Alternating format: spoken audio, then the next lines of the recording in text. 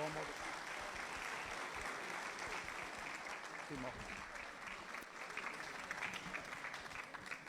Il sindaco fagli fare i saluti istituzionali. Buonasera a tutti voi, benvenuti al Cineteatro Elettra di Iglesias, benvenuti a questa kermesse, a questo incontro col nostro Presidente Soru, al quale facciamo subito un applauso. Grazie. Io direi, come da scaletta, Renato, chiamiamo il sindaco di Iglesias per un saluto. Prego Mauro.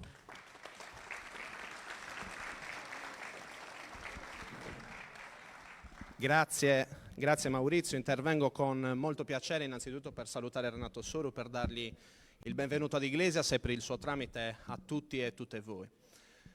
Vi aspetta e ci aspetta a tutti una, spero, bella campagna elettorale, una campagna elettorale dove il confronto democratico non deve mai mancare e dove io da sindaco mi aspetto che si parli molto del ruolo centrale dei comuni.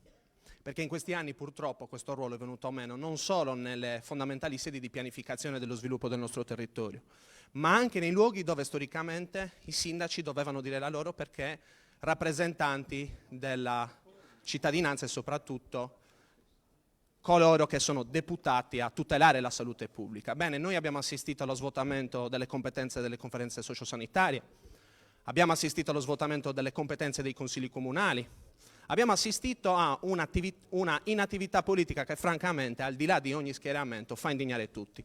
Le relazioni sulla Corte dei Conti rispetto alle risorse non spese fanno rabbrividire chi ha ruoli di responsabilità istituzionali.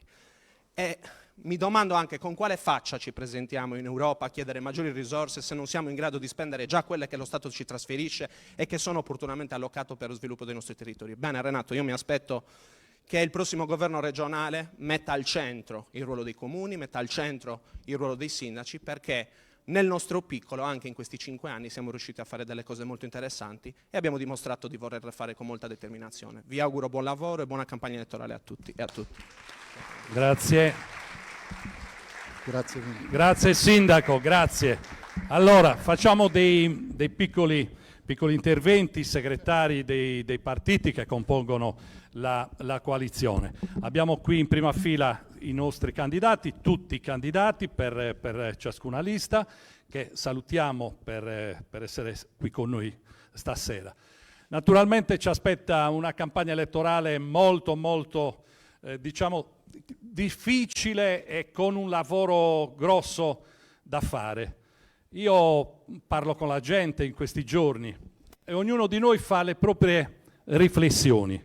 È facile tirare l'acqua al proprio mulino quando si vuole parlare di tutto e sicuramente poi di niente.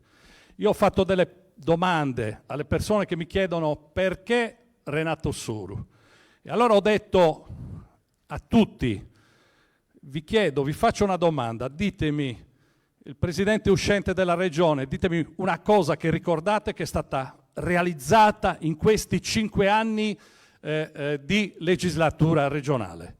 Non se la ricorda nessuno, è stata un'ordinaria amministrazione portando la Sardegna sull'orlo del baratro, così come ci troviamo oggi. Cioè è stata fatta qualcosa per la sanità? No, la sanità è peggiorata, l'agricoltura è peggiorata, i trasporti sono peggiorati. È sicuramente una situazione molto difficile. Questa Sardegna ha bisogno di noi, ha bisogno di essere riportata a quei fasti del passato in cui veramente questa piattaforma al centro del Mediterraneo poteva dire la sua davvero per tutto il resto del Mediterraneo, dell'Italia, e collegata sempre di più al resto del mondo. L'altra candidata del campo largo, così chiamato, è una signora che ha un curriculum, ha detto tu non conosci bene il mio curriculum, devi leggerlo bene. L'abbiamo letto, ma l'abbiamo letto 26 anni fa. È tornata dopo 26 anni e qualche volta non ricorda neanche che i comuni in Sardegna sono 377. E quindi sinceramente crediamo che per amministrare questa terra, questa regione bellissima, unica nella sua specificità, c'è bisogno di un presidente capace, c'è bisogno di competenze, C'è bisogno non più di dilettanti allo sbaraglio, come hanno inventato i grillini in questi ultimi anni. C'è bisogno di persone che abbiano competenze, persone che siano capaci di amministrare. Il presidente Soru lo ha dimostrato qualche anno fa, dal 2004 al 2009. Oggi si mette in gioco nuovamente con una coalizione tutta sarda e con una rivoluzione gentile, che è quella di parlare con le persone e dire alle persone: vogliamo fare questo per la Sardegna, per i nostri giovani, per l'agricoltura, per i pastori, per questa sanità distrutta, per i trasporti, per la continuità territoriale interna, esterna, aerei, navi e quant'altro. Ci sono 1000 problemi da affrontare, quindi molto coraggiosamente Renato Soru si è rimesso a disposizione di questa terra, la sua terra, la nostra terra, per cui dico dobbiamo veramente portare avanti questo programma elettorale, che è un programma elettorale di alto profilo, di alto spessore, perché è prodotto da una persona che ha veramente le competenze. Quello che chiediamo è avere un uomo con competenze al comando, diciamo così, al governo di questa nostra cara Sardegna. Vi ringrazio, dico agli altri segretari 3 minuti, credo di essere stato quasi dentro, e quindi proprio perché il tempo è molto stretto, quindi do subito la parola agli altri colleghi che appunto parleranno subito dopo. Grazie a tutti. Grazie Maurizio.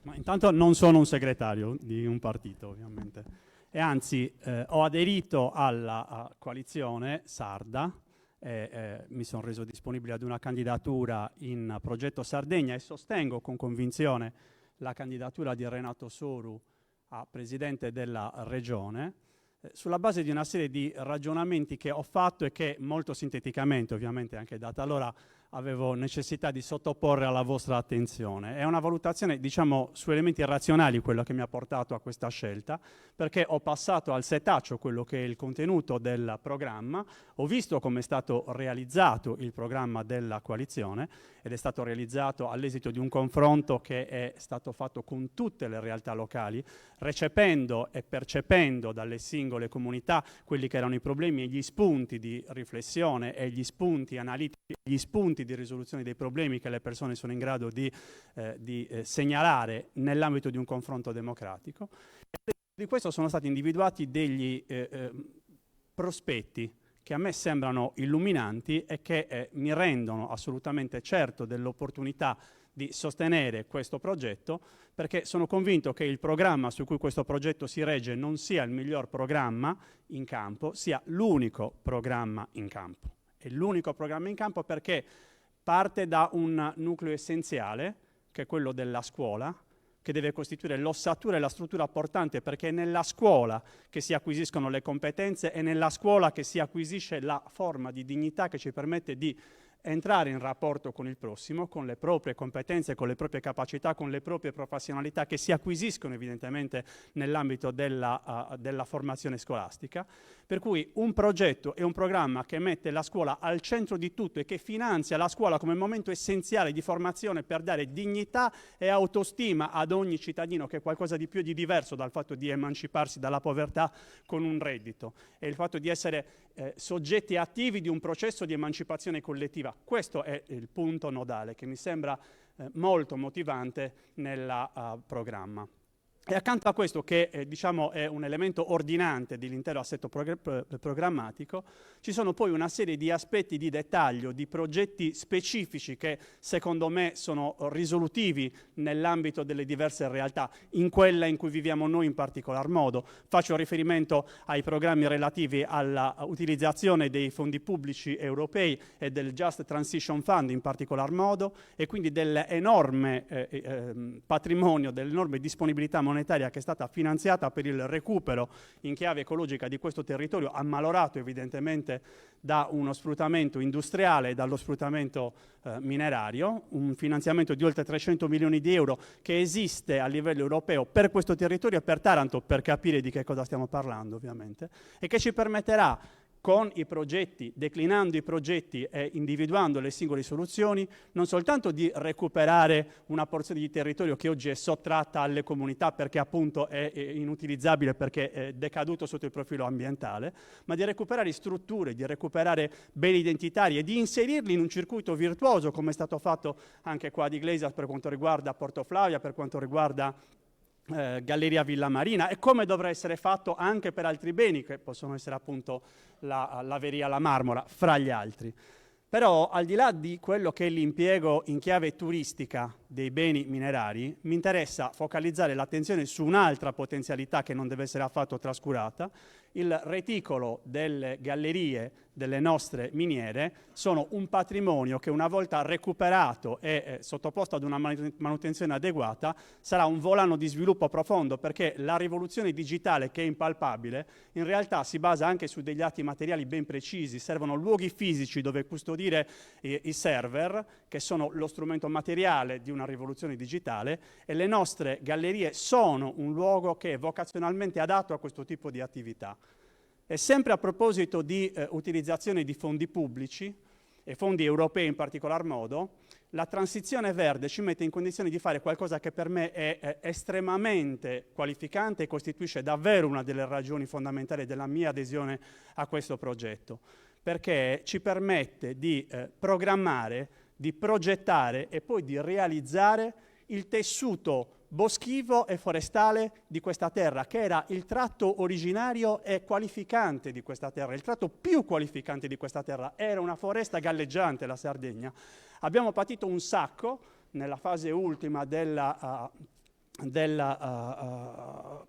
fase, diciamo, iniziale della Unità d'Italia e nell'ultima fase del Regno Piemontese, che ha saccheggiato tutto il nostro patrimonio boschivo, e questa sottrazione di una identità vegetale, diciamo così, ha a che fare anche con la menomazione della nostra identità culturale. C'è un libro che io sottopongo sempre all'attenzione di tutti, è di Fiorenzo Caterini, ed è Sensi di colpa e colpe di scure, e evidenzia come la devastazione di tutta un'area, di tutto un territorio che noi abbiamo patito per la realizzazione delle traversine che sono state utili alla realizzazione dell'impianto ferroviario della penisola, non della Sardegna, quello che è servito alla penisola, ci ha messo in condizione di avere un territorio che era completamente deprivato e completamente devastato, ovviamente. Noi abbiamo l'occasione, con delle risorse che sono ingentissime, di poter mettere in campo formazione, professionalità, progettazione per riforestare, ovviamente non per riforestare con eucaliptus e pini, si tratta di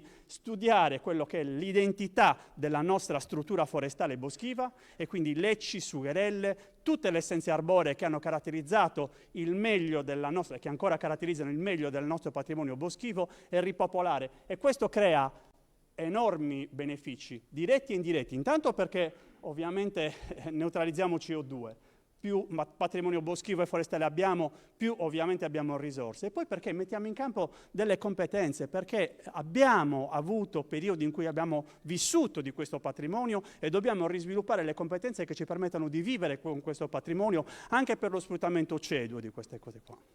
Badate che il sacco che abbiamo patito, diciamo, in fase preunitaria è il sacco che stiamo patendo adesso nella transizione energetica, perché ci troviamo in una condizione in cui i nostri territori sono oggetto di una attenzione preoccupante da parte di multinazionali che hanno come obiettivo quello di impiantare dei sistemi di produzione energetica che qui non lasciano assolutamente nulla, per cui cavi e cavò saranno tutti fuori dalla Sardegna, ma hanno l'effetto ulteriore di sottrarre ampi territori che adesso hanno una vocazione di sfruttamento agricolo e della pastorizia, quindi annullando quella che è la principale e più essenziale ricchezza di questa terra. Sono tutte ragioni che da un punto di vista razionale mi hanno portato ad aderire a questo progetto, e che più ci penso più mi convincono dell'opportunità di questo mio impegno in prima persona. Ma se devo dirla in termini sintetici ed elementari, la vera ragione che mi ha portato a impegnarmi in questo progetto e a sostenere la candidatura di Renato Soru ha a che fare soltanto con una parola, ed è autonomia. Guardate, io non sto facendo riferimento alla categoria giuridica, alla categoria dogmatica, quella costituzionale, istituzionale. Anche quelle sono necessarie e lo dice sempre ed è corretto. Occorrerà ridiscutere la legge statutaria, occorrerà aprire un conflitto, se non basta un confronto, con lo Stato nazionale per ottenere, rivendicare uno spettro di competenze più ampie e le risorse necessarie a far fronte alle attività di competenza. Certo, stiamo parlando di tutto questo e della necessità ovviamente di rivisitare anche l'apparato burocratico organizzativo della regione, tutte cose che senz'altro hanno a che fare con l'autonomia. Ma quando io parlo dell'autonomia che mi ha motivato a questa adesione, sto facendo riferimento a qualcosa di diverso, è qualcosa di prepolitico, è addirittura caratteriale o di indole, qualcosa che ha a che fare più con l'umore, lo dico esattamente in questi termini. Non è tanto, diciamo, la categoria cara al professor Lilliu della costante resistenziale sarda, che pure ha a che fare con questo concetto e c'è qualcosa che mi rende, diciamo, in linea di principio prossimo e in linea di continuità vicino all'uomo nuragico, diciamo così. E forse anche questo, ma alla fine è qualcosa di estremamente più semplice e banale.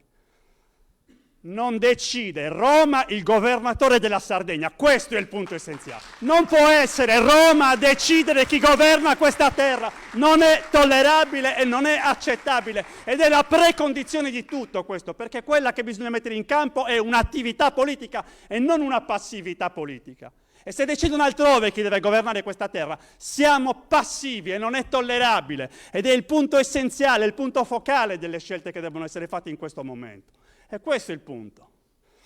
Preferiamo correre il rischio di sbagliare con le nostre scelte che avere la certezza di sbagliare con quelle che ci stanno propinando loro. Questo è il segnale che dobbiamo dare e io ho la sensazione che da questo punto di vista ci sia una comprensione. Lo slogan che abbiamo utilizzato in questa campagna elettorale è "Siamo di più". Questa sensazione, questa necessità di rivendicare l'autonomia, di riaffermare caratterialmente la nostra necessità di essere protagonisti nella scelta del nostro futuro, è un tratto che accomuna tutti i partiti che fanno parte della coalizione, del minimo comune denominatore di tutta la coalizione, ma io ho la sensazione che sia un tratto che ci accomuni ai sardi, che la maggior parte dei sardi abbiano compreso la centralità di questo tema, che è un punto nodale di questo confronto in campagna elettorale. Siamo di più e con una punta di, diciamo, presunzione che spero mi vogliate perdonare, siamo anche meglio. Buon lavoro a tutti. Grazie Simone, grazie. Mi ha fatto notare Simone prima segretari e non candidati, quali siamo noi, io, Simone e gli altri amici e colleghi che saliranno ora sul palco. Andiamo velocemente, Liberu, a rappresentarlo è appunto Fabio Ravot. Grazie Fabio.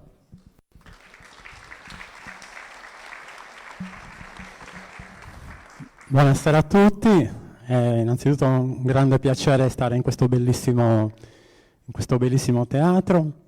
Come ha detto l'animatore della serata, io rappresento la lista di Liberu, come c'è oggi presente Federica Castiglia, una ragazza molto entusiasta che segue l'associazione giovanili di Portoscuso.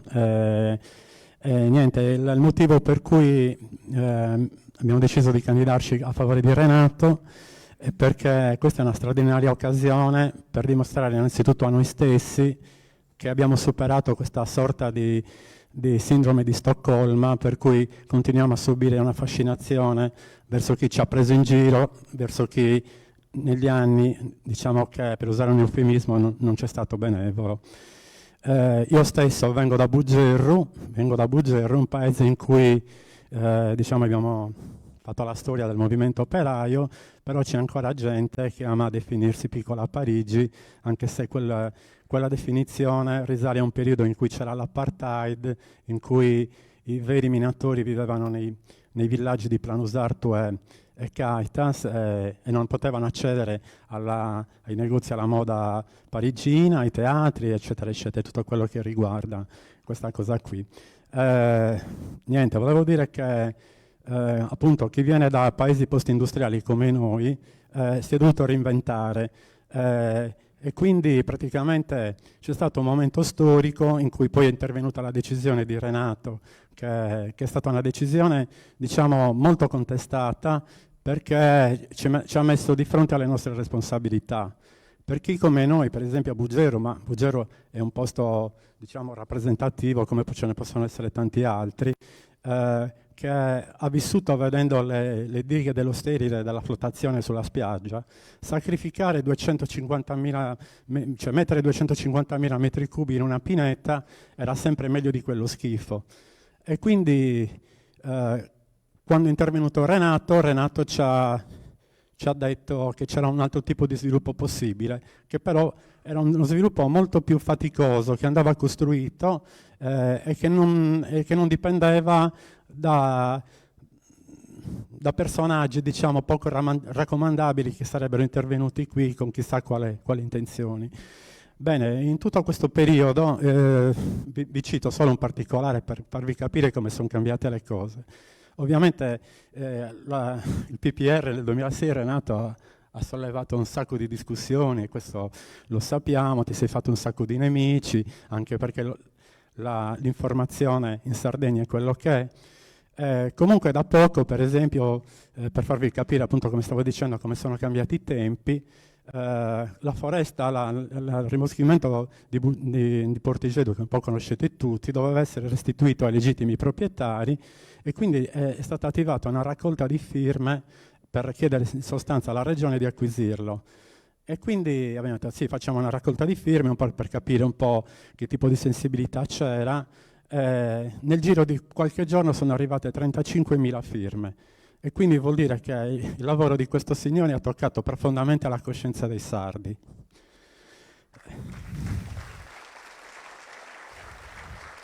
È un punto di non ritorno. E oggi abbiamo capito che si poteva fare sviluppo anche senza privarci del nostro bene più prezioso. Abbiamo si è cercato di riconvertire gli immobili della miniera, farli diventare luoghi dell'ospitalità, ma molte case dei nonni sono diventate B&B, dei ragazzi hanno investito, piuttosto che mettere questo immobile a cui erano affezionati nelle società immobiliari. E poi si sta creando tutto un fermento di giovani guide che conoscono il territorio, che studiano la geologia, che studiano la storia, che studiano la botanica, che fanno conoscere il nostro territorio, appunto la nostra storia alla gente a livello internazionale, fanno lavorare le attività in periodi in cui non c'è nessuno. E poi ci sono i ragazzi che hanno imparato a diventare istruttori di surf e quindi anche quella cosa è diventata un'eccellenza. Ci sono un sacco di germogli che ci devono dare speranza, però hanno bisogno del sostegno.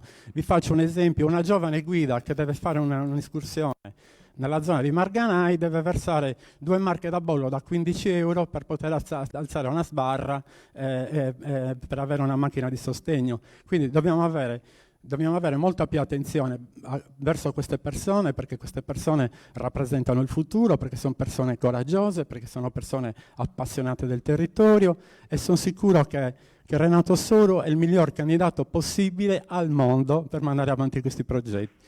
Grazie. Ciao Fabio, grazie.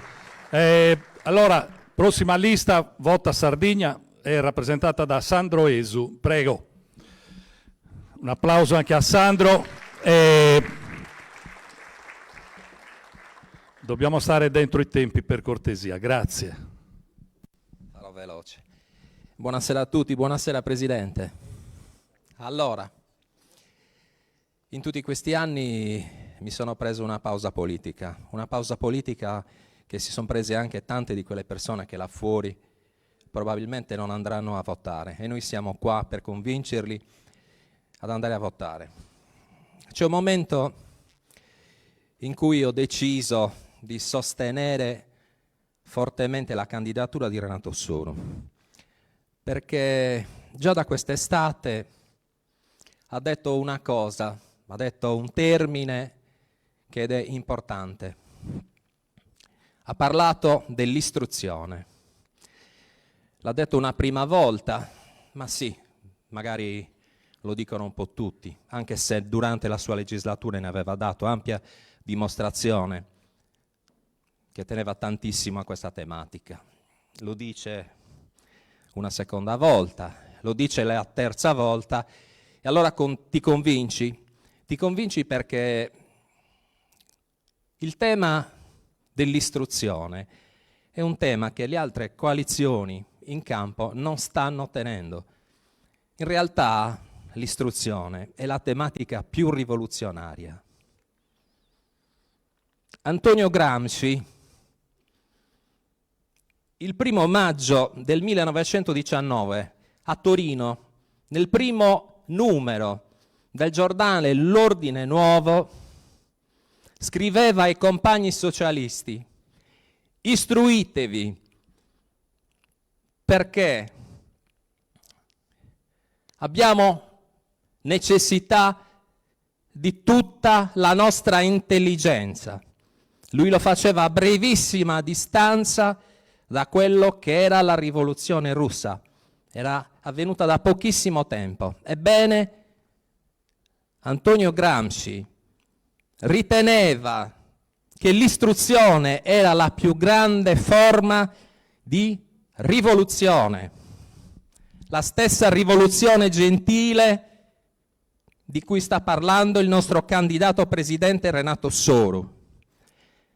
Perché le rivoluzioni con le armi, lo stesso Gramsci, il più grande teorico, in una buia cella, quando in una buia cella, privato dei suoi diritti e della sua libertà, teorizzava delle classi egemoni e delle classi dominanti contro le classi subalterne, in quel momento Antonio Gramsci, scrivendo ai compagni che l'istruzione sarebbe stata la più grande forma rivoluzionaria, perché avrebbe permesso alle classi subalterne la vera rivoluzione. Noi qua arriviamo da un territorio, perché io voglio contestualizzare le mie parole, perché noi siamo candidati nel Sulcis Iglesiente, e quello, il nostro territorio, contestualizza le nostre parole. Qui, se chiedete ai nostri nonni, per chi ha la fortuna di averli ancora, perché magari qualcuno è morto di silicosi lavorando in queste miniere, racconterà che quando si andava allo spaccio aziendale e tu stavi facendo la fila, operaio, figlio di operaio, ed arrivava quello più istruito di te, saltava la fila. C'era il classismo, c'erano le classi dominanti contro le classi subalterne.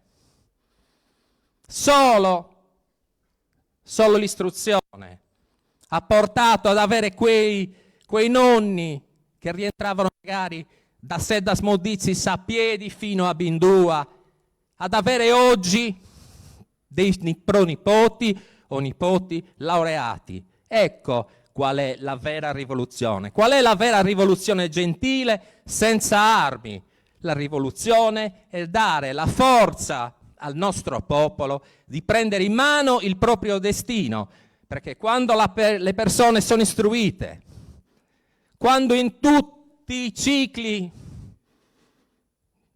di ordine e studio, partendo dalla scuola primaria ad arrivare all'alta specializzazione universitaria, oppure anche corsi di alta formazione, quando le persone si istruiscono, si stanno emancipando. Questo è il tema più importante del programma di Renato Soru. Tutti gli altri sono non meno importanti, ma questa è la vera rivoluzione che porterà la Sardegna fuori da questa melma che è 70 anni di autonomismo, in cui 70 anni di autonomismo ci hanno condotto. Perché quando un bambino, quando un adolescente, quando un ragazzo, una ragazza o quando un uomo adulto termina il suo ciclo di studio, passa da un livello di studio ad un altro, sta facendo un dono a se stesso, ma con la sua istruzione sta facendo un dono a tutta la Sardegna. Quando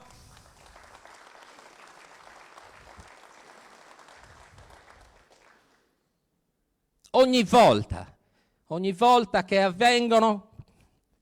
avviene questo, che le persone si istruiscono, ricordatevi che in quel momento tutto quanto c'è stato donato nei suoi scritti da Antonio Gramsci vive tra noi, perché noi lo ribadiamo in ogni momento, perché Antonio Gramsci non è un quadro appeso come un feticcio nelle sezioni di partito, un quadro impolverato. Antonio Gramsci è presente ogni volta che qua un ragazzo sardo si istruisce, perché l'istruzione ci darà la possibilità di non permettere a nessun ruspista padano di venire in Sardegna a prometterci 10 miliardi di marenghi. Questa è la vera rivoluzione gentile. Ecco perché invito tutti, anche chi sta qua, ma anche chi ci sta seguendo in streaming, di iniziarla in questo momento. Non mi voglio dilungare in altri argomenti. C'è una sola cosa che possiamo fare. Renato Soru, Presidente. Grazie Sandro.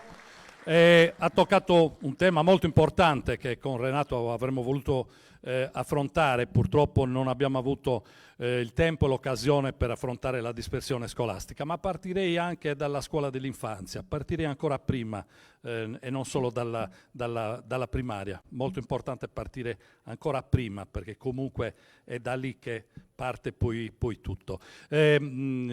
Allora, Enrico Lai, Rifondazione Comunista. Dov'è Enrico? Eccolo qua. Prego Enrico, un applauso, grazie.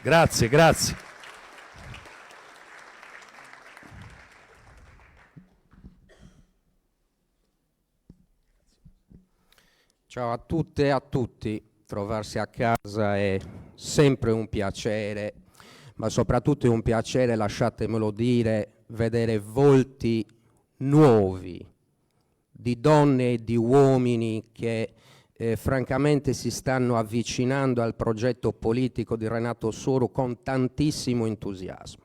E io questo elemento non lo do minimamente per scontato, perché noi viviamo in una società in cui la politica viene vista male, la politica è un problema, la politica non è la risoluzione dei problemi o dei conflitti, anzi è un elemento che li accentua. E il fatto che questo teatro sia così pieno, io penso che sia un elemento estremamente qualificante per noi. Lasciatemi dire che la coalizione sarda e quindi conseguentemente questa rivoluzione gentile, io sono molto innamorato insomma di questo termine, colloca questo progetto politico in chiara alternativa rispetto a un centrodestra truffaldino che non ha governato la Sardegna per 5 anni e ha fatto soltanto le lotte per le poltrone, perché noi dobbiamo andare a dirlo in giro. Quando andiamo a prenderci il caffè al bar con i nostri colleghi e con le nostre colleghe, noi dobbiamo dire che non siamo quelli del pranzo di Sardara e lo dobbiamo dire forte e chiaro. E dall'altra parte io penso che noi dovremmo dire anche un altro elemento, francamente. Il centro-sinistra in questi 5 anni si è ridotto francamente a una mera sovrapposizione giornalistica dell'Unione Sarda e della Nuova Sardegna. Sono stati francamente dei commentatori passivi e non si sono minimamente posti il problema di entrare all'interno dei conflitti che ci sono aperti in Sardegna, a partire dalla sanità, a partire dalla rottura del mondo del lavoro, a partire dalla la transizione energetica. Io penso che ci siano questi 3 grandissimi temi e il Partito Democratico con il Movimento 5 Stelle non sono entrati in una relazione sentimentale con tutti quei conflitti che ci sono aperti in Sardegna. Rivoluzione gentile è questo, è quello di entrare in perfetta relazione con tutti i conflitti che ci sono aperti in Sardegna, ed è per questo che Renato Soru gira la Sardegna da mesi, per parlare, confrontarsi e trovare soluzioni e proposte politiche. Bene, noi siamo stati, a me pare, francamente, ve lo dico con chiarezza, per me è quasi come se non fosse una campagna elettorale, perché noi con Renato Soru abbiamo governato dal 2004 e abbiamo fatto il piano paesaggistico regionale contro gli speculatori mattonari continentali, abbiamo salvaguardato le coste da una speculazione terribile. Questo abbiamo fatto. Abbiamo cacciato gli americani da Santo Stefano per riconsegnare il territorio sardo alle sarde e ai sardi. Abbiamo fatto i piani per l'alta formazione contro la dispersione scolastica. Abbiamo fatto. Quindi io penso che questo nuovo percorso che stiamo avviando sia francamente un continuo rispetto a quel periodo politico istituzionale che noi abbiamo affrontato. È evidente che sono passati 20 anni, è evidente che ci sono delle nuove sfide in campo. Una su tutte, e mi avvio a concludere, è appunto quello della transizione energetica.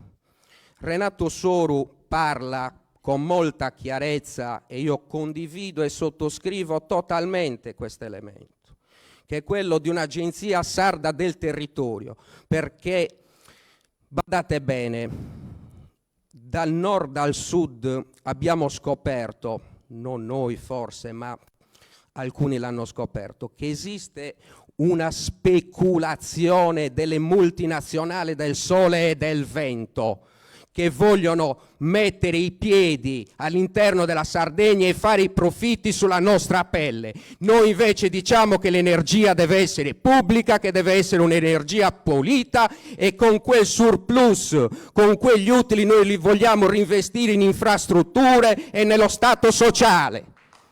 Questa è la rivoluzione gentile, questa è la rottura degli schemi bipolari. E noi ne dobbiamo andare fieri. L'ultimo punto, e mi avvio a conclusione perché mi fanno gesti che la sto facendo lunga, è giusto,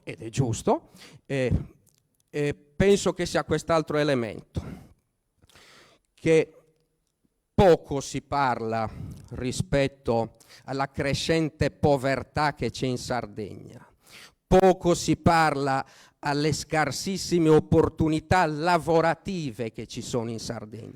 Poco si parla anche, diciamo, di quel lavoro povero che c'è in Sardegna.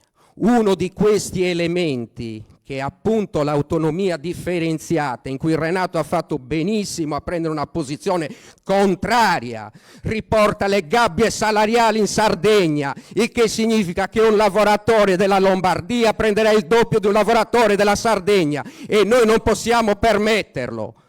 E una di queste regioni, mi dispiace dirlo, è stata l'Emilia-Romagna a guida PD. Ecco chi siamo. Siamo alternativi a questi due schemi con, diciamo, con questo motto: siamo di più. E oggi abbiamo dato la dimostrazione. Buon lavoro a tutti e a tutti.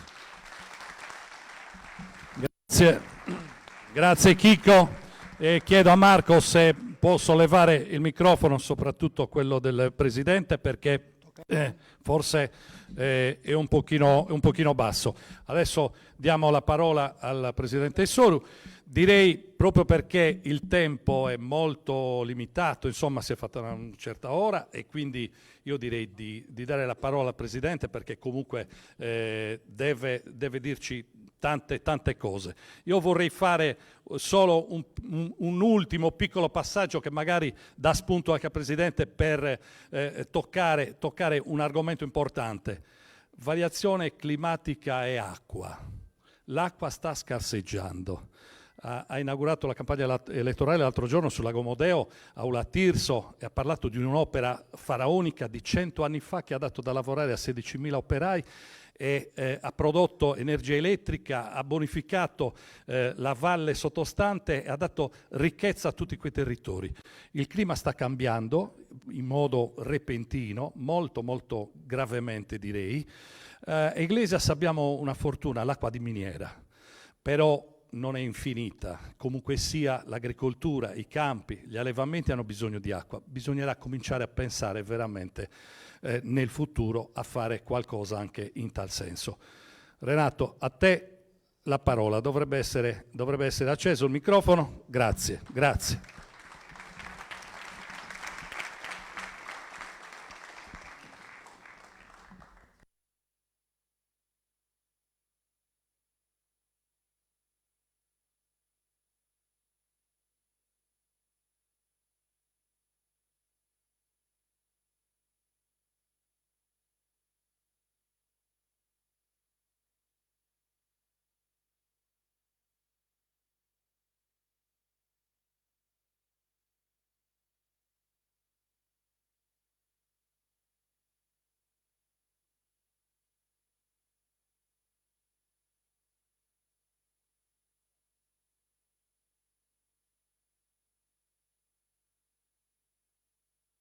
Qualcosa succede anche a Iglesias. C'è una spinta nuova, un'iniziativa nuova e forse anche una fiducia nuova che si diffonde nella città. Ringrazio tutti voi per essere qui, la coalizione che ha organizzato questa bella iniziativa, e ringrazio molto il sindaco che è qui con noi, è venuto a portarci i suoi saluti e ci ospita in questo teatro.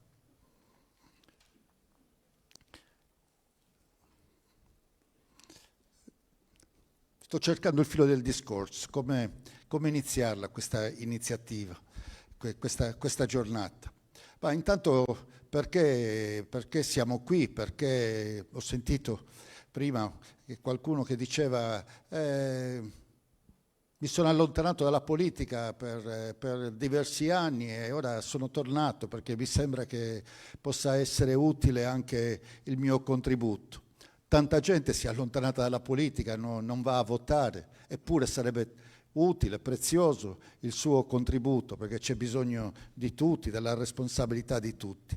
Io stesso mi sono allontanato per diversi anni dalla politica, sono tornato al lavoro, ho fatto altre cose e sono rimasto colpito che per lungo tempo la politica stessa, i partiti stessi si sono allontanati dalla politica, dal dibattito pubblico, dal confronto, dalla discussione, dalla volontà di fare un'analisi comune delle difficoltà, dei problemi, ma anche delle possibilità di come uscire dalle difficoltà. La politica stessa si è allontanata dalla politica e c'era un vuoto che sembrava un vuoto pericoloso che avrebbe portato ancora maggior distacco, ancora altre persone in più a rinunciare al voto e avrebbe anche portato a rinunciare a forze nuove, nuova passione, nuove idee, nuova partecipazione che invece avrebbe potuto essere messa in campo e avrebbe potuto essere utile. E lo spettacolo che i partiti politici i più importanti, almeno quelli nazionali, quelli che hanno maggiore rappresentanza in Parlamento, che guidano la politica nazionale, lo spettacolo che in Sardegna davano era di totale assenza. È come di un'attesa che qualcuno prendesse delle decisioni da un'altra parte per indicare non che cosa fare, non che progetti, non che idealità, ma per indicare quale sarebbe stato il prossimo candidato presidente e da lì partire in una rete di equilibri, di scambi, di collocazioni, di poteri da dividere, da spartire. Sembrava che solo questo interessasse. E per mesi abbiamo visto, fino alla conclusione, forse 10 giorni fa, non so quando, quindi proprio a ridosso dell'inizio della campagna elettorale, la scelta del candidato di destra. Si è discusso a lungo se dovesse essere riconfermato il presidente uscente, se poteva essere un altro o un'altra o un altro ancora, e senza nessun imbarazzo alla fine si è detto, beh, insomma, deciderà un tavolo romano e ci sarà un pranzo, una colazione, un incontro a Roma dove alla fine si deciderà. E si sono fronteggiati i due leader della destra, Salvini e Giorgia Meloni, e si sono fronteggiati non ancora su un progetto, ma sul loro potere attuale, sul loro potere elettorale a livello nazionale. Poi, chissà come, nemmeno ci interessa saperlo, hanno deciso che il candidato giusto potesse essere Truzzo. Bene, Truzzo si presenta come una novità, un sindaco, certamente non apprezzato a Cagliari, ma si presenta come una novità, una possibilità nuova per la destra che ha governato in maniera fallimentare in questi ultimi 5 anni. E non sto a dire perché fallimentare, lo sapete tutti, basta vedere la scuola, vedere i trasporti, vedere la sanità, vedere l'impiego delle risorse finanziarie che la Regione ha a disposizione, avrebbe potuto investire, che invece sono o nelle casse dello Stato o ancora o nelle casse della Regione, quasi circa 3 miliardi di euro non spese, oppure ancora nella disponibilità dell'Unione Europea che non ha trasferito i soldi perché non sono stati impegnati i soldi dei fondi strutturali europei, nonostante il periodo di programmazione, di investimento sia già scaduto nel 2020, ormai siamo nel 2024, quindi tra un po' saranno disimpegnati. Quindi non c'è da spendere molto sul governo della destra e i sardi lo sanno che cosa ha portato e della necessità di cambiare. I sardi lo sanno, ma loro pensano che con Truzzo possano presentare un governo diverso. In realtà è lo stesso governo. Prima aveva la faccia di Solinas, adesso avrebbe la faccia di Truzzo, ma è la stessa alleanza, pari pari. Gli stessi partiti, Fratelli d'Italia, Forza Italia, il Partito Sardo d'Azione, è un partito di centro. Ma sono loro, non è cambiato nulla. I vecchi assessori sono candidati, qualcuno ha cambiato bandiera, qualcuno prima era ai trasporti con la Lega e adesso si presenta con Fratelli d'Italia, qualcun altro si presenta ancora con partiti diversi, ma sono lì gli stessi assessori, gli stessi consiglieri regionali, con una faccia diversa, neanche tanto, ma che chiedono ancora, pensate voi, la fiducia per il futuro, per i prossimi 5 anni. Davvero non si riesce a capire con quale faccia tosta, con quale pretesa. A me è capitato di andare ad un confronto con i candidati presidenti, naturalmente non si sono presentati per il confronto. Truzzo ha mandato un parlamentare del suo stesso partito a rappresentarlo.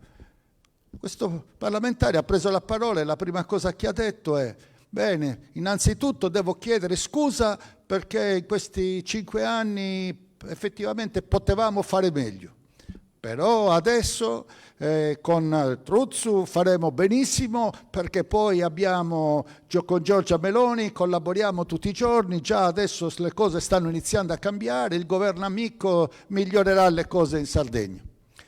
Siamo ancora all'idea del governo amico, siamo ancora del suddito, del vice re che dice no, il re è amico e ci aiuterà, state tranquilli, non reclamate diritti, non reclamate di poter immaginare una via diversa per voi, non reclamate nulla, ci penserà il governo amico. Ora, queste cose non si possono sentire ancora nel 2023 o nel 2024. Credo che siamo di più di un popolo che è lì col cappello in mano e aspetta che qualcuno ci risolva i problemi.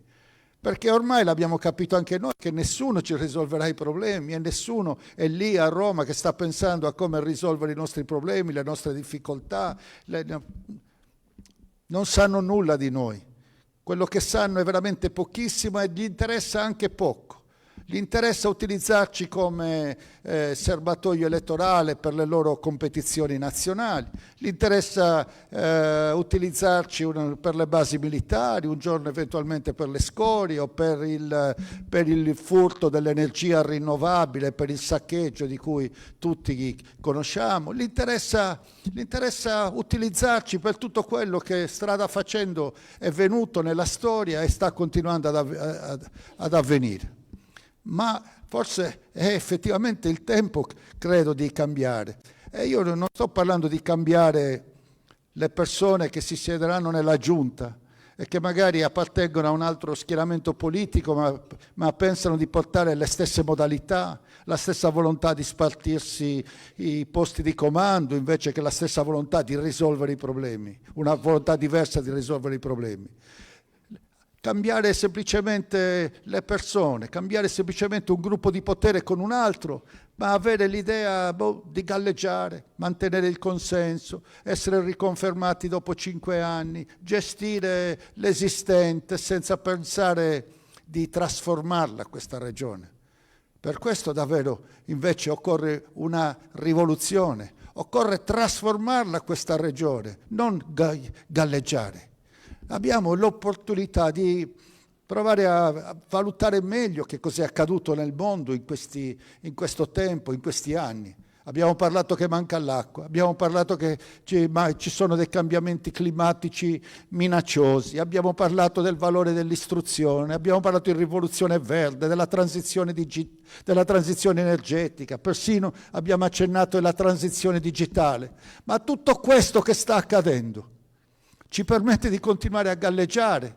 È un tempo normale così da affrontare senza un approfondimento, senza una visione nuova, o invece ci interpella, ci chiama a fare qualcosa di più.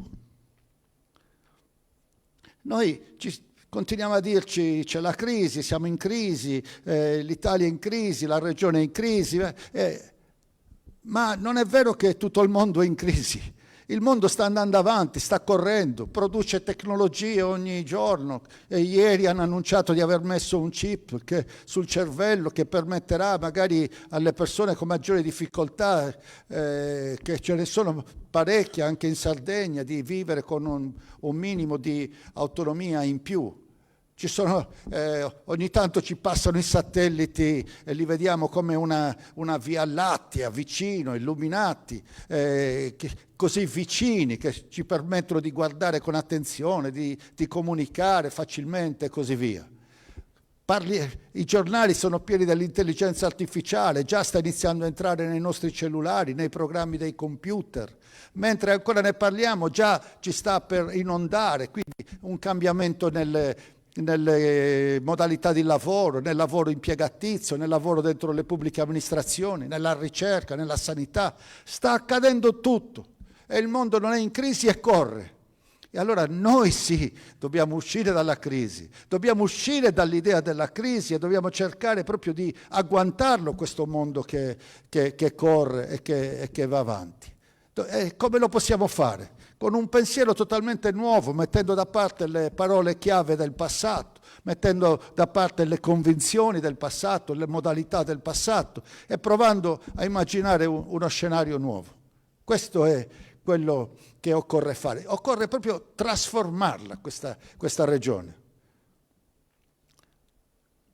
Metterla in sintonia, trasformarla, ci vogliono delle risorse, certo. Da dove arriveranno queste risorse? Nel passato ne abbiamo avuto poche a disposizione. Lo stesso dopoguerra, il piano di rinascita, è stato tutto un momento in cui le risorse dovevano essere garantite dallo Stato, la capacità di attrarre grandi capitali dalle aziende di Stato, le tecnologie dalle aziende di Stato, progettualità dalle aziende di Stato, un modello di economia che era fatto grande, di grandi imprese, di grandi industrie, di grandi coopere che noi non avevamo a disposizione e che quindi è stato governato da altri. Ma ora abbiamo delle risorse straordinarie europee, sono una quantità enorme, circa 3 volte quello che è stato il piano di rinascita degli anni 60, per i più avanti con gli anni e che sanno di che cosa si tratta. 3 volte il piano di rinascita che doveva durare 12 anni. Noi quelle risorse ce le abbiamo per i prossimi 4 anni, 3 volte tanto, e devono essere investite per metterci in linea, in sintonia con il mondo nuovo o la nuova Europa che i paesi europei vogliono mettere in campo e stanno portando avanti, vogliono portare avanti. E cioè un mondo nuovo basato sul rispetto dell'ambiente, o meglio su un'economia sostenibile, sulla transizione verde, la qualità ambientale, la transizione energetica, la transizione digitale, delle tecnologie. E soprattutto il grande investimento nell'istruzione, nel sapere, nella conoscenza di cui abbiamo parlato oggi. Questi sono i primi 3 pilastri della Unione, della programmazione europea e sul quale devono essere indirizzati i fondi che abbiamo a disposizione. E gli altri pilastri sono i trasporti, la possibilità di essere di avere delle comunità più connesse, più coese, e quindi il trasporto intelligente e sostenibile, soprattutto il trasporto pubblico intelligente e sostenibile. L'inclusione, nessuno da parte, nessuno estraneo, nessuno escluso. E non significa dire, quando nessuno è escluso, non significa dire va bene, ti aiutiamo con un reddito di cittadinanza che oggi c'è, domani non c'è, è sempre più piccolo, è sempre insufficiente, e comunque che ti costringe a essere escluso dal mondo del lavoro, a essere relegato nel tuo angolo, nella tua solitudine. Inclusione vuol dire aiutare per quello che serve, aiutare certamente, aiutare anche economicamente, ma vuol dire soprattutto avere per ciascuno di noi un progetto per essere riportati dentro la società, dentro il mondo del lavoro, dentro la comunità operosa, e non relegati e chiusi in se stessi, senza speranza e senza la possibilità di vivere una vita piena e anche di vivere la partecipazione democratica. Questo è lo scenario che si sta prospettando. Su questo ci sono le risorse che noi dobbiamo investire e che dobbiamo essere capaci di investire. Ed è uno scenario che sembra tagliato su misura per la Sardegna, quando parla di qualità ambientale, quando parla di energia, e guardate quello che sta accadendo grazie alle nuove tecnologie del solare, dell'eolico e così via. Sembra tagliato apposta per noi, e sembra tagliato apposta per noi quando prendiamo consapevolezza che la più grande risorsa al mondo, che cosa è? Non è più sottoterra, non è più nemmeno il petrolio, che ce n'è abbastanza tra sole e vento, non è più nemmeno un paesaggio invece che un altro. La più grande risorsa al mondo e la più grande risorsa che abbiamo noi in Sardegna, alla fine è l'intelligenza di chi nasce, l'intelligenza di ogni bambino o bambina, l'intelligenza di una comunità tutta intera. Un'intelligenza istruita però, altrimenti non vale tantissimo. Un'intelligenza educata, un'intelligenza che sia arricchita appunto di sapere, di conoscenze di tutti i tipi, tecniche, tecnologiche, umanistiche, materiali, tradizionali. Questa è la più grande risorsa per l'Unione Europea. Questa è la più grande risorsa per l'Italia, è la più grande risorsa per la Sardegna. E se per la società che ormai è visibile, tracciata, l'industria è fatta di robot, di software, di intelligenza artificiale, è fatta di sempre più prodotti con meno persone a lavoro, sempre più produzione, sempre più efficienza con meno persone a lavoro. E quindi, se è governata questa cosa, vuol dire ripartire l'aumento della produttività in salari migliori, più stabili, meno ore di lavoro, come si sta già usando a fare, come si sta già iniziando a fare, iniziare a tagliare un giorno di lavoro o diminuire l'orario di lavoro settimanale. Tutto questo sta accadendo, ma tutto questo chiede una partecipazione istruita, consapevole, piena di coscienza di sé, e ciascuno di noi ci deve vedere ricco di un patrimonio di talento, di intelligenza e di capacità. E allora a questo ci dobbiamo preparare e su questo dobbiamo immaginare una Sardegna nuova. È stato detto l'istruzione è la più grande rivoluzione. Ma certamente. Ci pensavo mentre parlava. È sicuramente il più importante strumento di redistribuzione della ricchezza. A voi ci pensate? Vale di più dare 500 euro al mese a qualcuno, così, di assistenza per tanti anni? O vale di più prenderlo da piccolo, quando ancora c'ha 1 anno, e metterlo dentro una scuola che l'accompagna da 0 a 6 anni, poi dalla scuola elementare, la scuola media, non perderlo di vista, e con la scuola pubblica, il diritto allo studio, lo aiuto alla famiglia, i trasporti gratis, la scuola lunga, la formazione continua, eccetera, farlo arrivare a 25 anni con una laurea. Che ricchezza gli abbiamo dato a quel giovane, anche se non si vede? Che ricchezza avrà lui addosso, spendibile per tutta la vita, anche se sembra impalpabile, anche se non riusciamo a toccarla con mano? Lì c'è la redistribuzione del reddito, lì c'è la redistribuzione della ricchezza, lì c'è proprio un'attività importante di uguaglianza e di riequilibrio, di giustizia sociale. E noi questo l'abbiamo perso di vista. E nel Sulcis, in Sardegna l'abbiamo perso di vista. E nel Sulcis purtroppo sta accadendo in maniera molto grave, no? Non ce lo diciamo per non demoralizzarci più di tanto, ma i dati sull'abbandono scolastico, i dati sui ragazzi che non sono a scuola, non sono alla formazione, non sono al lavoro, non sono in training, ragazzi quasi persi, 20 anni, 25 anni persi, esclusi dalla scuola vuol dire esclusi dalla società nel futuro. Vuol dire che stiamo producendo non riequilibrio, non giustizia, non uguaglianza, stiamo producendo l'esclusione di domani, la povertà di domani, quasi che la povertà sia una condanna da portare in eredità da una generazione all'altra. Ma noi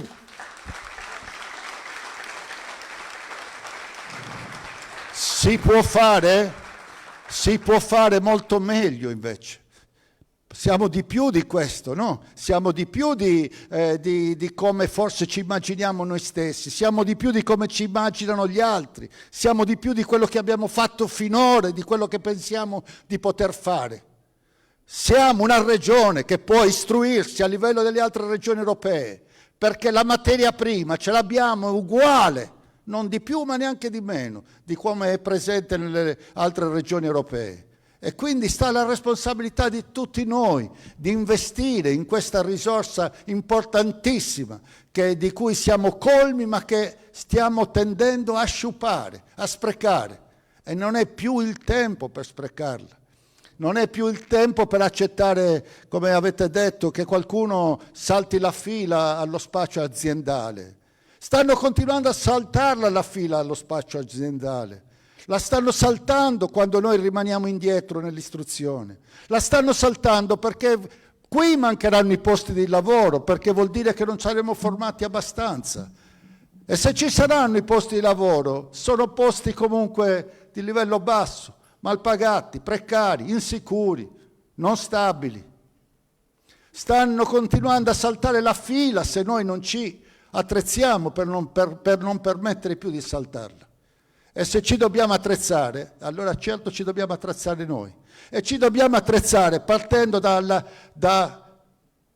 fatto che la scelta di chi ci deve guidare e di chi deve promuovere una mobilitazione regionale deve partire da noi e non da nessun altro.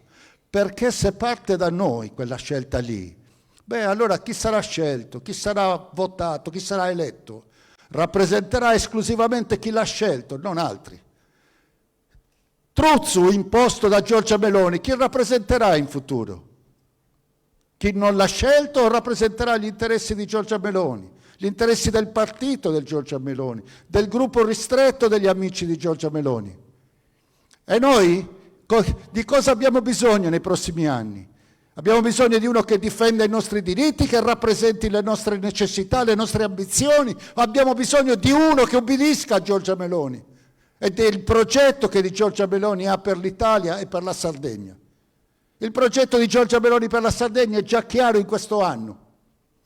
Grossetto dice di basi militari in Sardegna non si riducono, anzi, Grossetto dice ma sai che c'è, le scorie mandiamole dentro una base militare. Giorgia Meloni dice ma le ZES, le zone economiche speciali dove magari si può attivare nuova industria con delle fiscalità di vantaggio, avete iniziato a farle a Cagliari e nel sud Sardegna e ora ci provate nel nord, lasciate stare, le gestiamo noi a Roma. I fondi per lo sviluppo e coesione li volete gestire voi, ma non siete capaci, li gestiamo noi a Roma, così più facilmente li trasferiamo altrove. Le zone, i parchi naturali, in tema ambientale, non siete capaci, lasciate stare, li gestiamo noi a Roma. Oppure lo statuto, l'autonomia speciale della nostra regione dal 1948, non mi interessa. A me interessa dare retta a Calderoli, in maniera che poi Calderoli e la Lega dia retta a me nel mio progetto per il presidenzialismo, e spartisco un pezzo di Costituzione con un altro pezzo di Costituzione. Mi prendo il presidenzialismo e ti regalo l'autonomia differenziata. Che cosa vuol dire l'autonomia differenziata?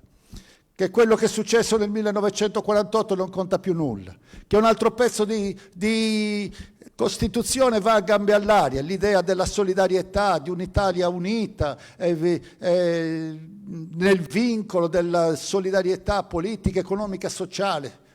Tutto quello va a gambe all'aria. Va a gambe all'aria l'idea della regione sarda, statuto speciale. Diventano speciali le regioni del nord, che hanno più soldi e avranno più autonomia, l'autonomia differenziata. Chi ha più soldi diventa più ricco, più autonomo e più forte politicamente. Chi ne ha di meno si arrangi e rimarrà sempre più debole anche politicamente. E il destino che vedono per noi non è di rafforzare la nostra autonomia, ma di congelarci dove siamo e di tenerci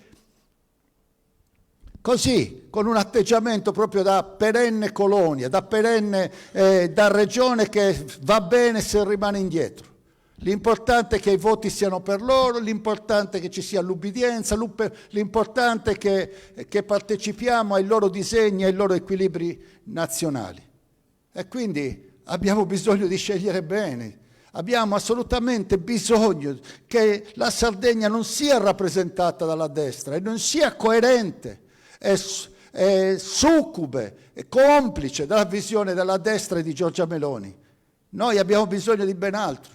Abbiamo bisogno proprio, se vogliamo uscire da questa crisi, se vogliamo costruirla questa Sardegna nuova, abbiamo bisogno di confrontarci immediatamente, domani, con lo Stato e dire sai che c'è? Mi servono i poteri immediatamente per la gestione dell'energia, di questo assalto all'eolico.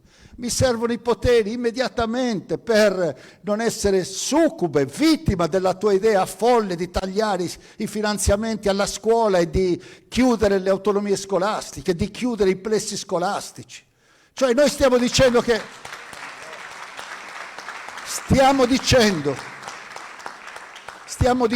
ne siamo consapevoli finalmente, che il futuro passa concretissimamente dall'istruzione dei nostri piccoli e dall'istruzione anche dei nostri grandi, di quelli che hanno abbandonato troppo presto e che vanno richiamati. Tutto passa dall'istruzione e tagliamo le scuole, tagliamo le autonomie scolastiche. Stamattina ero a Seui, che è veramente un posto difficile, complicato. Da Cagliari ci vuole più di un'ora e mezzo per arrivarci. È un'ora e mezza faticosa, non come 1 ora e mezza andare da Cagliari a Sassari. Ed erano lì tutti i sindaci del territorio che reclamavano contro la chiusura di un'ennesima autonomia scolastica, che fa sì che quei plessi scolastici sono distanti 50 chilometri, 1 ora di macchina dal dirigente, che vuol dire proprio abbandonati, bambini piccolini, abbandonati. Per loro la scuola non deve esistere, non deve esistere una scuola vera che funzioni, con un dirigente che se ne curi ogni giorno, che mantenga vivo il dialogo con le famiglie, che la animi, che la coordini. Niente, un diritto che per loro dovrebbe essere escluso. Quindi abbiamo bisogno di poteri nella scuola, se vogliamo farla questa rivoluzione. Abbiamo bisogno dei poteri dell'energia, abbiamo bisogno dei maggiori poteri in materia ambientale. Quante delle opere di bonifica in Sardegna sono ancora bloccate per i via nazionali? Quanta roba c'è qui nel Sulcis che è bloccato dagli uffici dell'ambiente nazionali? Ma in Sardegna lo Stato siamo noi, lo Stato non è tutta Roma. In Sardegna lo Stato siamo noi e davvero non abbiamo le capacità di valutare la pericolosità della situazione ambientale dei nostri stessi territori. Ma noi che ci viviamo non abbiamo la possibilità e la capacità di pulire, migliorare, bonificare i nostri territori. Adesso sulla transizione verde c'è una quantità enorme di risorse disponibili e ancora di più sui fondi, 360 milioni di euro solo per il Sulcis, sulla transizione giusta, cosiddetta, dalle energie fossili alle energie rinnovabili e al sviluppo di un'economia basata appunto sulla sostenibilità e non più sul carbone e così via. Ma se le bonifiche ce le bloccano a Roma, se sulle bonifiche non si può decidere come farle in tempi brevi e finalmente lavorarci, quei soldi ribalzeranno via, mentre qui continua a mancare lavoro, mentre continuano a mancare dei territori che possono essere utilizzati diversamente. Sindaco, a Masua sarebbe interessante poterlo bonificare subito. Eliminare quella roba che ancora si vede, eliminare quegli accatastamenti di resti di laveria che sono lì, che comunque non migliorano il paesaggio e non migliorano nemmeno la fruibilità di quei territori e che sono quasi un tappo a una possibilità forte di sviluppo anche nel turismo che questa città sta dimostrando. Abbiamo bisogno di quelle competenze e abbiamo bisogno di prendercele, non di andarle a chiedere col cappello in mano e non ce le daranno.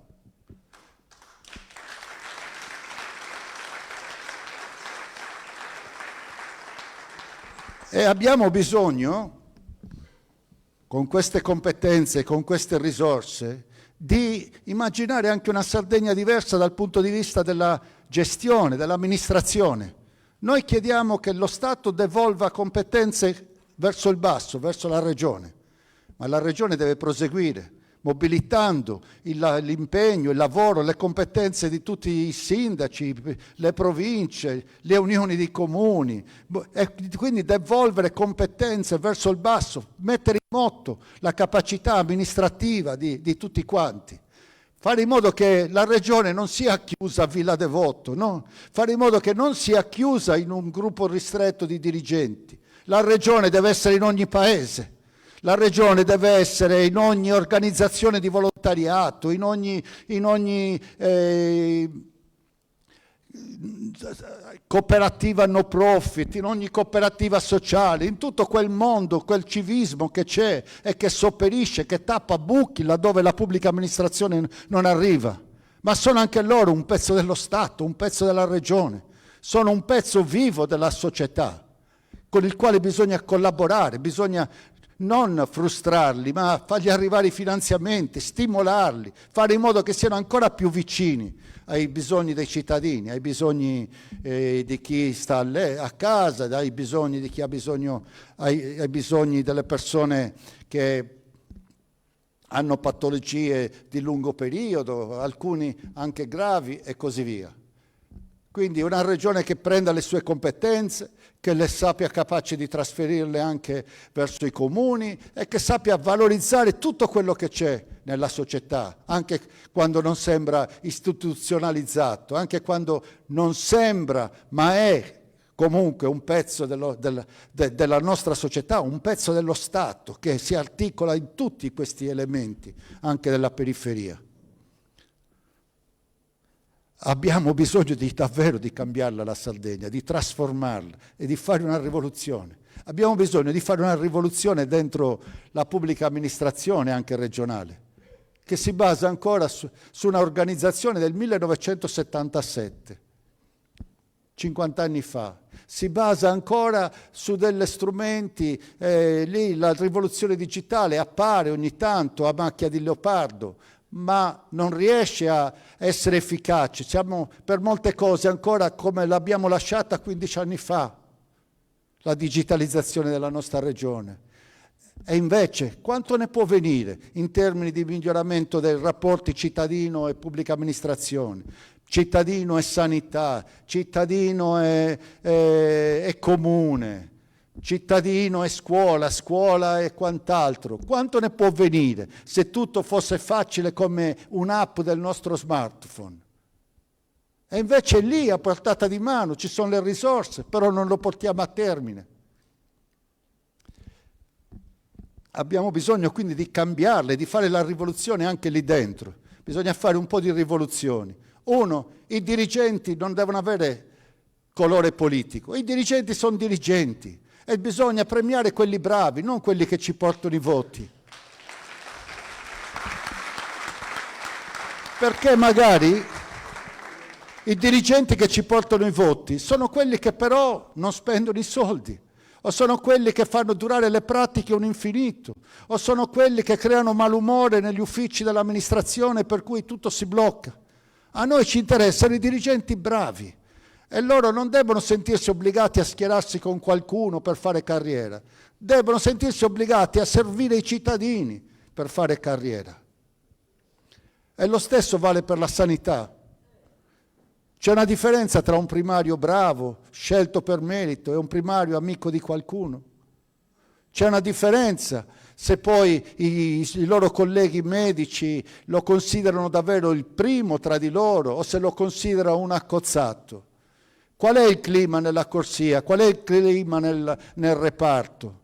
Ecco perché alcuni medici se ne vanno, perché sono anche sfiduciati, o qualche volta le cose non funzionano, anzi spesso non funzionano.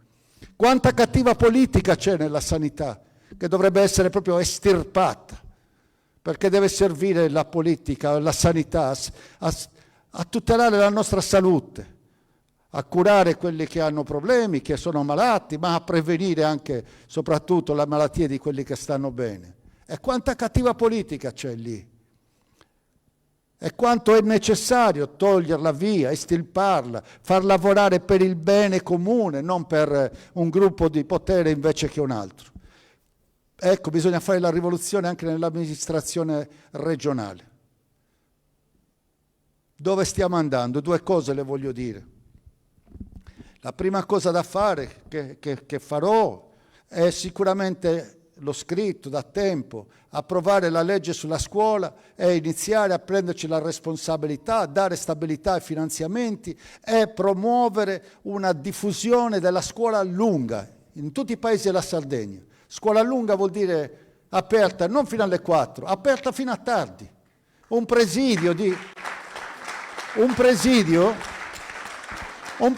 sociale, una scuola che piaccia ai ragazzi perché al pomeriggio magari si fa sport, si fa inglese, si fanno materie digitali, si impara a usare meglio un computer o a fare un video, a fare delle foto. Oppure si impara la storia, la geografia, la cultura della Sardegna, una cultura più vicina a casa che magari per loro è più interessante di Carlo Felice di chissà dove. E quindi magari la vedono questa scuola più interessante e poi la vedono anche più utile se capiscono che imparano delle cose che sono più vicine a loro e che possono essere messe in campo ogni giorno. Quindi dove stiamo andando? La scuola. Dove stiamo andando? La rivoluzione verde o la transizione verde porta lavoro. Qui abbiamo parlato del Marganai, della forestazione, di Buttrumannu. Nella transizione verde c'è una indicazione chiara, e cioè che chi inquina paga e che chi inquina e emette CO2 nell'atmosfera deve compensare economicamente con chi invece quella CO2 lo cattura e lo ritrasforma in ossigeno. Compensare economicamente. E chi è che cattura il CO2 e lo trasforma in ossigeno? Il grande patrimonio forestale della Sardegna, il grande patrimonio forestale anche di queste zone, il grande patrimonio forestale che quasi ci sembrava un debito o ci sembrava un'assistenza pagare i forestali e assumerli, in realtà sono diventati forse l'industria più importante di tutti, perché se non ci sono loro non si respira, e se non si respira non si vive, e quindi è importante qualunque industria, ma l'industria che tutela la salvaguardia del pianeta è importantissimo.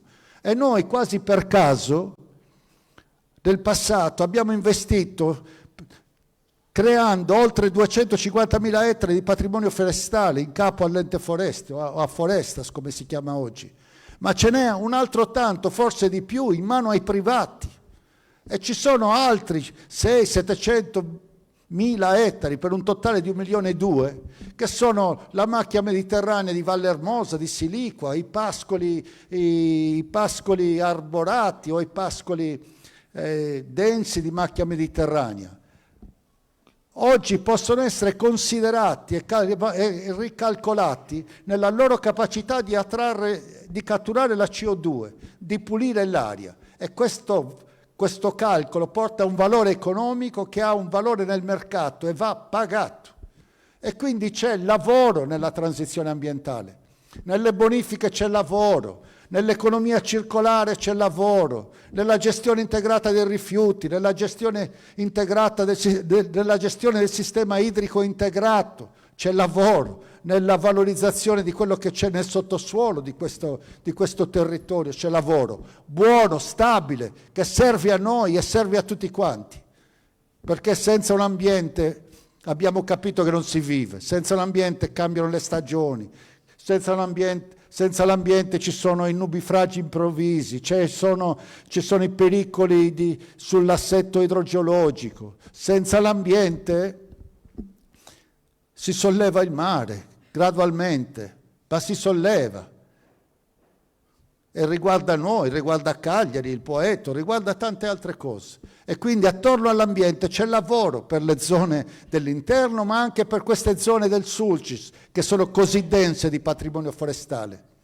E attorno alla transizione digitale, dicevamo, ma le nostre miniere possono essere utilizzabili per ospitare i data center, i luoghi Certo, sicuramente, ci sono esempi in altre zone europee, in Finlandia li hanno messi nei vecchi depositi in mezzo al ghiaccio dell'esercito, ad esempio, ma certamente, ma c'è di più. Intanto la notizia è che in Regione ci sono da anni non spesi le risorse per portare 1 giga, e cioè la fibra ottica, in ogni casa della Sardegna. E che vuol dire che almeno nella rete non siamo periferia, e nella rete siamo tutti alla stessa distanza, alla stessa velocità, se portiamo la fibra a casa. Ma la fibra a casa non ci serve solo per Netflix o per vedere le partite.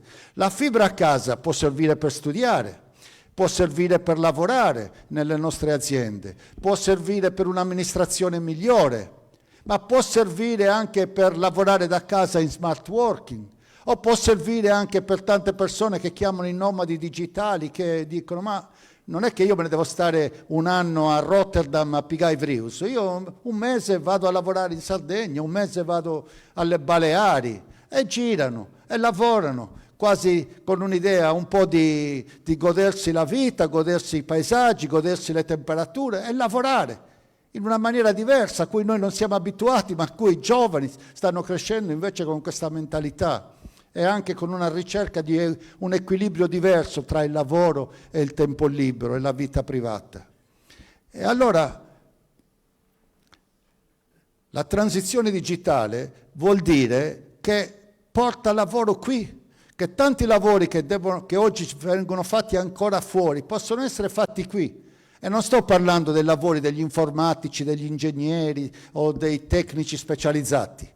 La transizione digitale vuol dire digitalizzare tutti gli archivi, digitalizzare gli archivi storici del comune, gli archivi, le anagrafe, tutto quello che non è ancora digitalizzato, gli archivi della sanità, gli archivi della pubblica amministrazione regionale, i libri, c'è una quantità enorme di...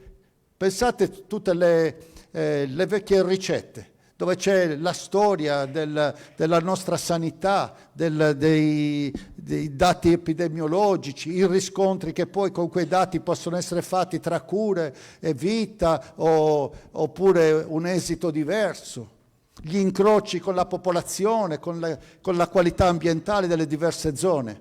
Vuol dire fare tutto questo lavoro di digitalizzazione può essere fatto anche da persone senza un diploma, con una formazione breve anche, di pochissimi mesi. Per certi aspetti non è molto diverso da imparare a fare le fotocopie. E allora quanto lavoro c'è che può essere distribuito nei nostri territori? Quanta gente oggi esclusa dal mercato del lavoro c'è che può essere riformata e riportata dentro il mercato del lavoro e tolta dall'assistenzialismo?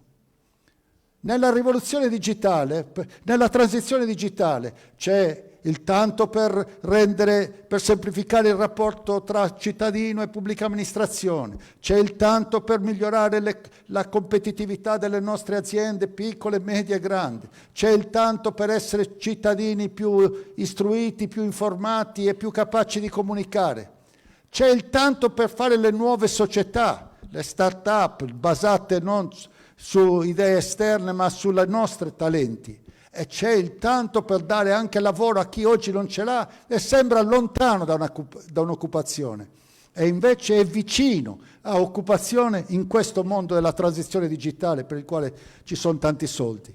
Quindi c'è una Sardegna che può creare lavoro dall'ambiente, dalle tecnologie digitali e dal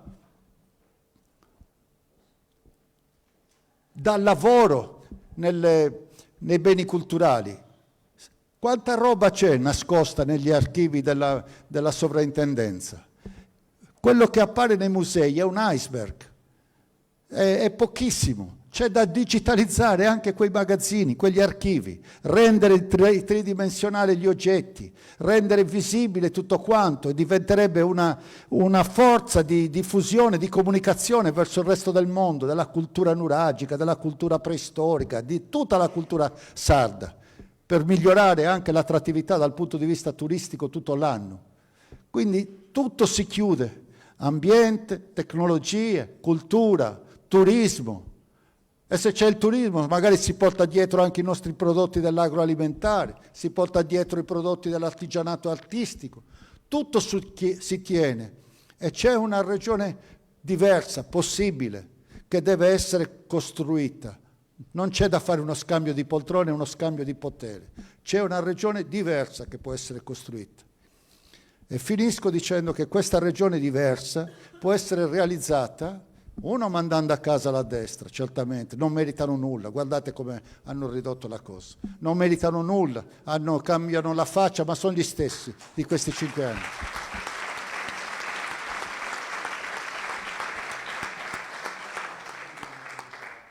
Mandandoli a casa per quello che hanno fatto e per quello che vorrebbero fare con Giorgia Meloni e per come si pongono nei confronti dello Stato ancora. Il governo amico ci aiuterà, il governo amico non ci ha mai aiutato, non ci aiuterà, non è così che funziona.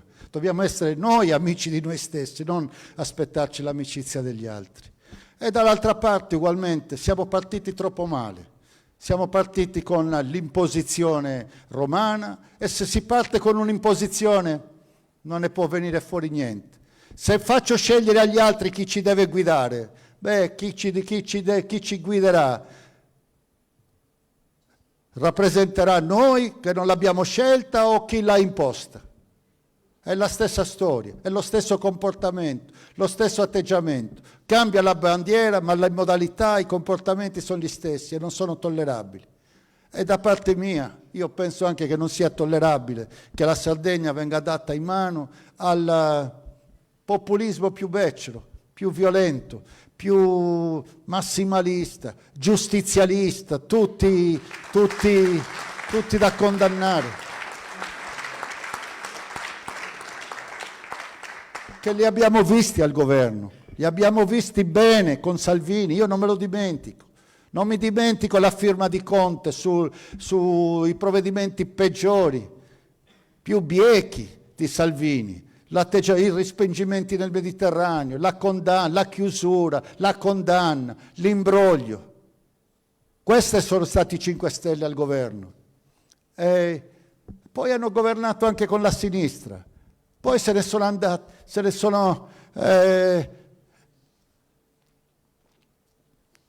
hanno imposto anche lì una classe dirigente, non dico mediocre, peggio. Ve lo ricordate il ministro dei trasporti? O vi ricordate i loro provvedimenti? Il provvedimento più importante è stato quello il reddito di cittadinanza. Ma il reddito di cittadinanza, che doveva servire per l'inclusione sociale, quante persone ha riportato nel mondo del lavoro? Ve li ricordate i navigator, quelli che dovevano aiutare per il ricollocamento? Quante persone hanno ripreso dalla povertà, dall'isolamento, dalla solitudine, l'hanno rimessi in mezzo alla società, in mezzo alla vita civile normale? Quanti? Neanche uno. O il provvedimento bandiera loro del 110%. Ma sì, è servito a tanta gente, anche io l'ho utilizzato, per dire la verità. Ma quante truffe ha portato? Quanti comportamenti enormi ha portato? Quanto ha fatto lievitare i prezzi? Quanto ha fatto lievitare l'inflazione? Di quanto ha aumentato il debito pubblico dello Stato? 160-170 milioni di euro, per cui oggi miliardi di euro, per cui oggi si tagliano i soldi per la scuola, per l'università, per le cose che ci stanno a cuore, di cui abbiamo parlato. Sono una forza di governo un giorno con la destra, un giorno con chi gli pare. L'importante è il loro progetto di potere, solo questo. E guardate ancora questi giorni. Conte che risponde a Schlein in un continuo litigio, prende a schiaffi quelli che dovrebbero essere i suoi alleati. E veramente mi fa male vedere il PD così appiattito, così dietro i comportamenti di questa persona. Gli hanno garantito la regione Sardegna, pensavano di prendersi il Piemonte, ora non gli darà neanche il Piemonte, come non gli ha dato il Molise, come non gli darà la Basilicata, come non gli sta dando niente. E quello che una volta era il centro-sinistra va ad appiattirsi dietro il populismo, il massimalismo, l'assenza di classe dirigente e l'ambiguità perenne. Questo è. Per questo noi abbiamo fatto una scelta chiara. Vogliamo ripartire da capo. Via questa idea romana delle imposizioni romane e delle imposizioni su tutto, via i progetti romani e via anche questa scelta che non ci meritiamo tra la destra e i 5 Stelle. Non ce la meritiamo quella scelta, non ce la meritiamo quella scelta. Non ci meritiamo il meno peggio, non ci meritiamo Giorgia Meloni o Conte, no, non ce lo meritiamo.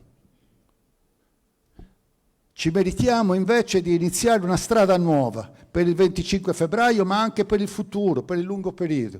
Una strada nuova che altre regioni autonome, dove c'è un'identità forte, un senso di popolo, un senso di nazione, altre regioni hanno già maturato nel passato. Valle d'Aosta, Trentino, Catalunya, e cioè un partito che diventi maggioritario nella propria regione, che possa rappresentare nel dialogo con le altre, con lo Stato, una forza importante, rappresentativa esclusivamente degli interessi della propria regione di origine. Questa è l'Unione Valdostana, il Sud Tirolo, tutte regioni, il Partito della Catalunya, tutte regioni casualmente più sviluppate della nostra.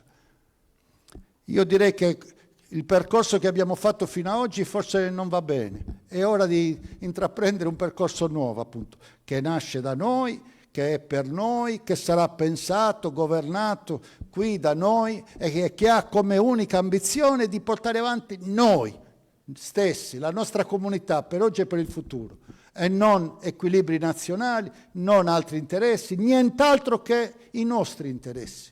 Non è peccato a casa propria avere i propri interessi, non è peccato a casa nella propria regione avere a cuore la propria regione, e soprattutto non è peccato se si ha a cuore la propria regione con un animo aperto, capace di confrontarsi all'esterno, capace di accogliere, capace di voler vivere insieme agli altri e di guardare alle esperienze migliori degli altri e voler crescere insieme agli altri e volerlo fare puntando sulle proprie responsabilità e le proprie capacità.